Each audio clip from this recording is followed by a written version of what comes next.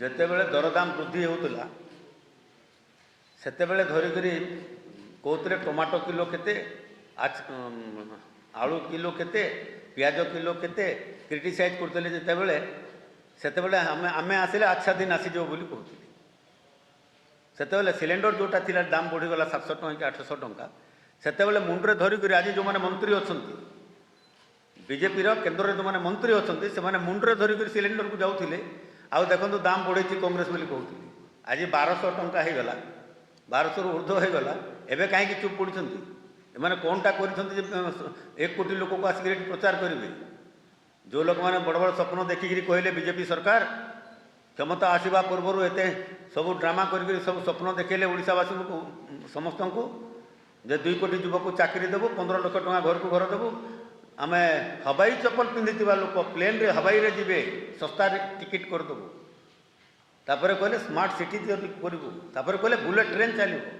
କେଉଁ କଥାଟାକୁ ନେଇକରି ଆସିବେ 1 କୋଟି ଲୋକଙ୍କୁ ପ୍ରଚାର କରିବେ ସେମାନେ?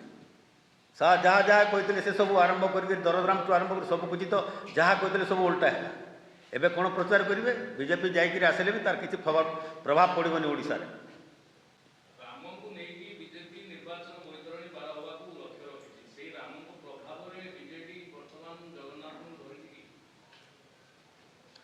ରାଜନୀତି ଅଲଗା କଥା, ସେମାନେ ତ ଆରମ୍ଭରୁ ଧରିଛନ୍ତି।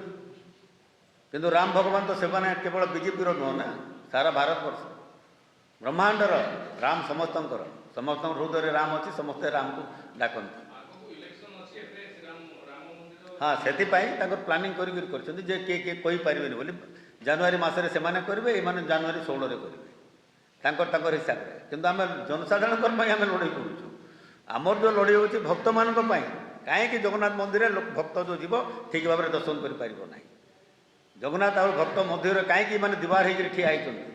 ଆମେ ଧର୍ମକୁ ନେଇକି ରାଜନୀତି କରୁନୁ, କିନ୍ତୁ ଆମେ ଭକ୍ତମାନଙ୍କ ପାଇଁ ଯେଉଁମାନେ ଆସୁଛନ୍ତି ବାହାରୁ ସେମାନଙ୍କୁ ନେଇକରି ଆମେ କହୁଛୁ ଯେ ବିଜେଡ଼ିକୁ ଏବଂ ବିଜେପିକୁ ଯେ ତୁମେମାନେ ଯେଉଁଟା କରୁଛ ଏଇଟା ତୁମେ ଧର୍ମ ଉପରେ ରାଜନୀତି କରିପାର, କିନ୍ତୁ ଭକ୍ତ ଯେଉଁ ପ୍ରକାର ଅସୁବିଧାରେ ପଡ଼ୁଛି, ସମ୍ମୁଖୀନ ହେଉଛି, ତାକୁ କେମିତି କରିବ? ଆମେ କହିଲା ପରେ ଦାବି କଲା ପରେ ତ ଏବେ ବର୍ତ୍ତମାନ ଗୋଟେ ଟନେଲ କରୁଛନ୍ତି ନା, ଟନେଲ ଯେଉଁଟା କରିବେ ଉପରେ ଏସି କରିବେ, ବସିବା ପାଇଁ କରିବେ, ନହେଲେ କରୁଥିଲେ କି ଆଜି ପର୍ଯ୍ୟନ୍ତ?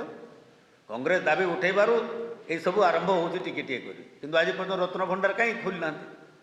କେବେ ଚାବି ଖୋଜି ଯାଉଛି, କେବେ ଚାବି ହଜିଗଲା, କେବେ ତାଲା ଖୋଲୁ ନାହିଁ। ଏହି ପ୍ରକାର କାହିଁକି? ଆମର ପୂର୍ବପୁରୁଷମାନେ ସାରା ଭାରତବର୍ଷର ଲୋକମାନେ କେତେ ଟଙ୍କା ରଖିଛନ୍ତି, କ'ଣ ହେଇଛି ସେ ପଇସା ବର୍ତ୍ତମାନ ଲୋକେ ସନ୍ଦେହ କରି ବସିଲେ। ତେଣୁକରି ଧର୍ମ ରାଜନୀତିରେ ଯେଉଁମାନେ କରିବେ, ଯେଉଁମାନେ ଶ୍ରମିକ, ଯେଉଁମାନେ ଗରିବ, ଯେଉଁ ଖଟିକିଆ ମୂଲିଆ ଚାଷୀ ଯେଉଁମାନେ ଅଛନ୍ତି, ନିଷ୍ପେଷିତ ଦଳିତ ଲୋକମାନେ, ଆଦିବାସୀ ଭାଇମାନେ, ସେମାନେ କେମିତି ଚଳିବେ? ଦିଓଳି ଖାଇବାକୁ ଯେଉଁମାନେ ପାଉନାହାନ୍ତି। ସେଥିପାଇଁ ଆମେ ରହୁଛୁ ଆମର ଦାବି।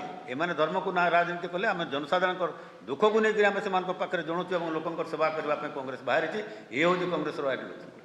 ଆଜ୍ଞା, ମୁଁ ଗୋଟିଏ ଜିନିଷ ଏଥିରେ ଆଡ଼୍ କରିବା ପାଇଁ ଚାହୁଁଛି ଯେ ଯେଉଁ ପରିକ୍ରମା ପ୍ରକଳ୍ପ 900 କୋଟି ଟଙ୍କାରୁ ଉର୍ଦ୍ଧ୍ୱ, ସେ ପ୍ରକଳ୍ପ କେଉଁ କଣ୍ଟ୍ରାକ୍ଟରର ଲାଭ ପାଇଁ ଏଇଟା କରାଯାଇଛି? ସମଲେଶ୍ୱରୀ ମନ୍ଦିର ତାର ଯେଉଁ ଉନ୍ନତିକରଣ ପାଇଁ ଟଙ୍କା ଖର୍ଚ୍ଚ କରାଯାଉଛି, ସେ କେଉଁ କଣ୍ଟ୍ରାକ୍ଟର ସେ କାମ ପାଇଛି?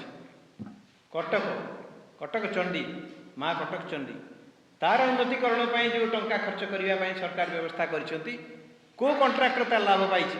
ଉଭୟ ଆପଣ ଦେଖିବେ, କଟକ ହେଉ, ସମ୍ବଲପୁର ହେଉ, ପୁରୀ ମହାପ୍ରଭୁଙ୍କ ପାଖରେ ହେଉ, ସବୁ ଜାଗାରେ ବାହାର କଣ୍ଟ୍ରାକ୍ଟରମାନଙ୍କୁ ବିଶାଳ କଣ୍ଟ୍ରାକ୍ଟ ସବୁ ଦିଆଯାଉଛି ଏବଂ ତାଙ୍କୁ ପୋଷଣ କରିବା ପାଇଁ ଓଡ଼ିଶାର ଜନସାଧାରଣଙ୍କର ଟଙ୍କାକୁ ଲୁଟ୍ କରାଯାଉଛି। ଆଉ ଠାକୁରଙ୍କର ନାଁରେ ଏଇ ଟଙ୍କା ସବୁ ଖର୍ଚ୍ଚ କରିବାର ବ୍ୟବସ୍ଥା କରାଯାଉଛି। ଏଇଟା ହେଉଛି ବିଜେଡ଼ିର ମୂଳ ଉଦ୍ଦେଶ୍ୟ।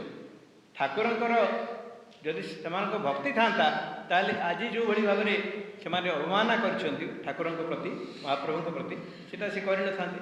ଭକ୍ତି ନାହିଁ, ଉଦ୍ଦେଶ୍ୟ ହେଉଛି କେମିତି ଟଙ୍କା କମେଇବା।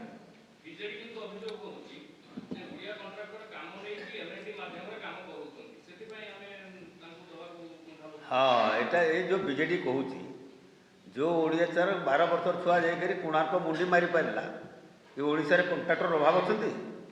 ଓଡ଼ିଶାରେ କଣ୍ଟ୍ରାକ୍ଟର କ'ଣ କାମ କରିପାରୁନାହାନ୍ତି? ବେକାର କଥା, ସବୁ ମିଛ କଥା ଯାକ କହୁଛୁ ସେମାନେ। এই যে L&T কিংবা কোটি টাटा प्रोजेक्ट्स किंबा बड़ बड़ कंट्राक्टर मानक पाखरे ओडिया माने सब कंट्राक्टर होकर काम करुँच अर्थ कौन है जे बाहर प्रदेश जो कंट्राक्टर मैंने आसुँच से क्रीम नहीं जाऊँगी ओडिशार लोक मैंने कंट्राक्टर मैंने छोट छोट काम किए बाली आणुची किए पत्थर आणुची किए ये भाव में छोट छोट कंट्राक्ट पाँच किंतु तार मूल लाभ बाहर प्रदेश कंट्राक्टर मैंने नौकरी एवं जब बीजेडी कहे जे ओडिया कंट्राक्टर मैंने से व्यवहार करुँच या बढ़िकर हास्यास्पद कथा कौन हो पाए। Okay thank you so much.